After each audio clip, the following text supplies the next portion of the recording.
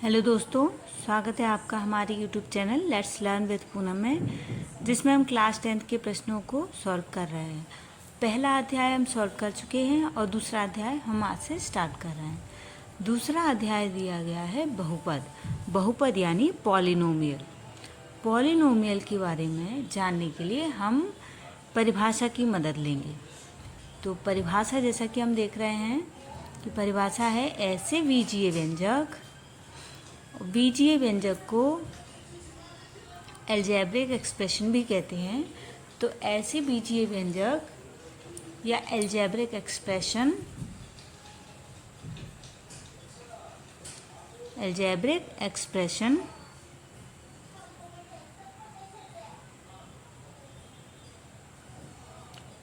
जिनके ऐसे algebraic expression जिनके चरों की घात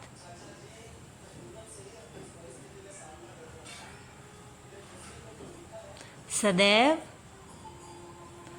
पूर्ण संख्या के रूप में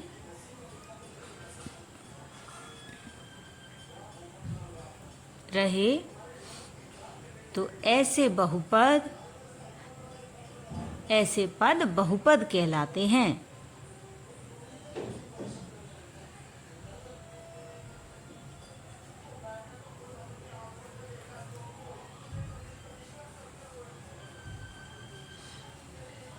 अब एक और विशेष बात हमें इसमें याद रखना है, तो उसे हम नोट में लिखेंगे।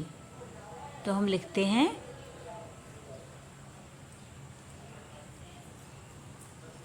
कि चरों की घातें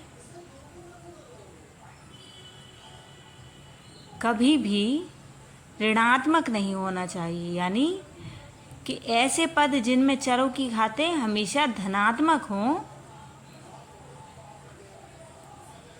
वो बहुपद कहलाते हैं।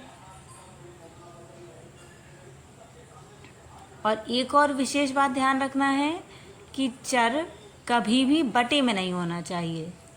तो हम लिखेंगे चरों की घातें कभी भी ऋणात्मक नहीं होनी चाहिए और चर कभी भी बटे में नहीं होना चाहिए। अब उदाहरण की मदद से हम समझेंगे। उदाहरण है x² प्लस का 3x, कॉमा, और दूसरा उदाहरण है 1 - 2x। यहाँ घातें सभी धनात्मक हैं और कोई भी चर बटे में नहीं है, अतः ये बहुपद है।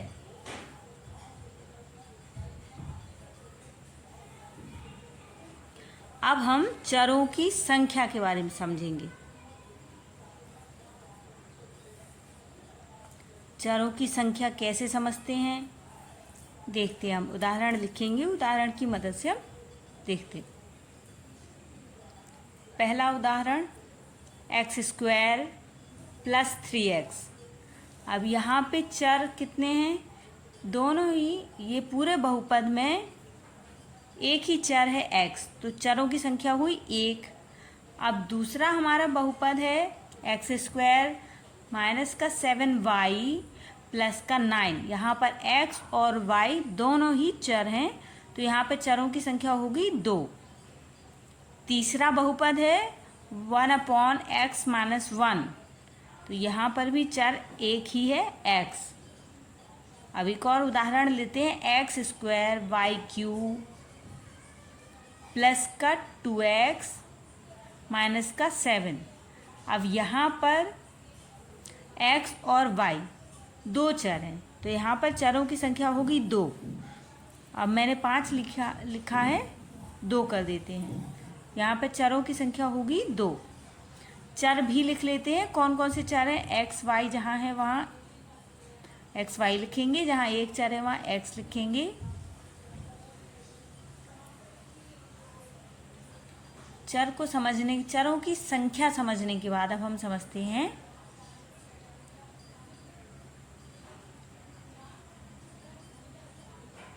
बहुपद की अधिकतम घातें। कैसे पता करें कि बहुपद की अधिकतम घात क्या है? तो अधिकतम घात पता करने के लिए बहुत सिंपल ट्रिक है, हमें केवल देखना है, देखने मात्र से समझ में आ जाएगा। जो बहुपद दिया गया है उसमें चर की सबसे बड़ी जो घात होती है वही उसकी अधिकतम घात होती है। तो हमें चर को देखना है, बहुपद में जो भी चर है उसकी सबसे बड़ी घात जो भी है वही उस चर की बहुपद की अधिकतम घात है। जैसे एक्स क्यूब प्लस का 2x है, तो यहाँ पर x की सबसे बड़ी घात 3 है, तो बहुपद की अधिकतम घात 3 होगी। X square minus 7x plus का 9 है, यहाँ पर x चर है और x चर की सबसे बड़ी घात 2 है, तो पूरे बहुपद की अधिकतम घात होगी 2। अब हम आगे चलते हैं। अब हमें सीखना है रैखिक बहुपद।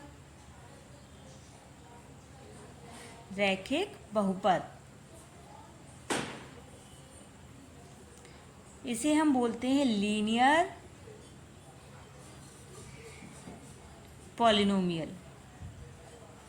रैखिक बहुपद या लीनियर पॉलिनोमियल। अब लीनियर पॉलिनोमियल क्या होते हैं? तो लीनियर पॉलिनोमियल ऐसे बहुपद हैं जिनमें चर की अधिकतम घात केवल 1 होती है। तो हम बोल सकते हैं ऐसे बहुपद जिनमें चर की अधिकतम घात 1 होती है वो लीनियर पॉलिनोमियल यानी रैखिक बहुपद कहलाते हैं।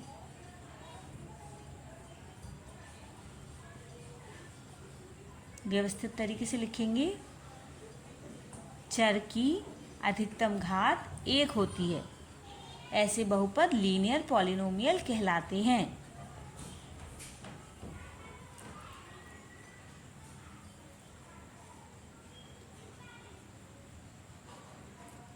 लीनियर पॉलिनोमियल कहलाते हैं।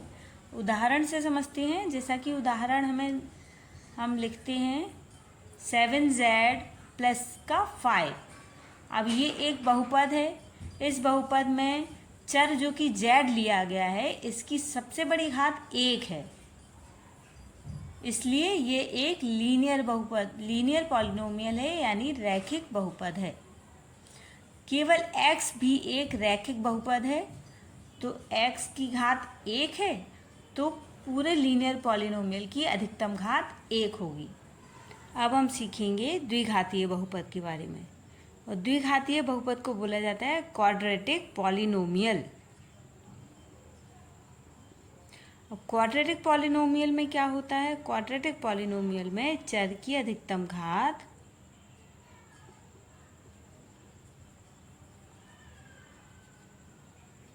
दो होती है। तो ऐसे बहुपद जिनमें चर की अधिकतम घात 2 होती है क्वाड्रेटिक पॉलिनोमियल या द्विघातीय बहुपद कहलाते हैं। इन्हें भी हम उदाहरण की सहायता से समझेंगे। उदाहरण है 3x स्क्वायर प्लस का 5, पहला उदाहरण है।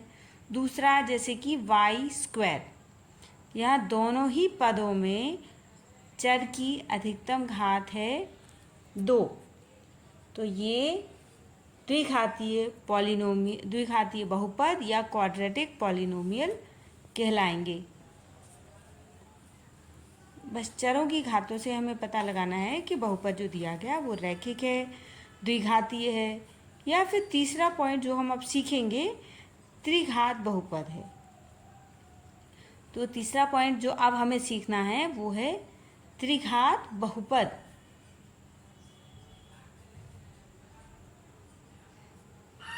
Cubic polynomial.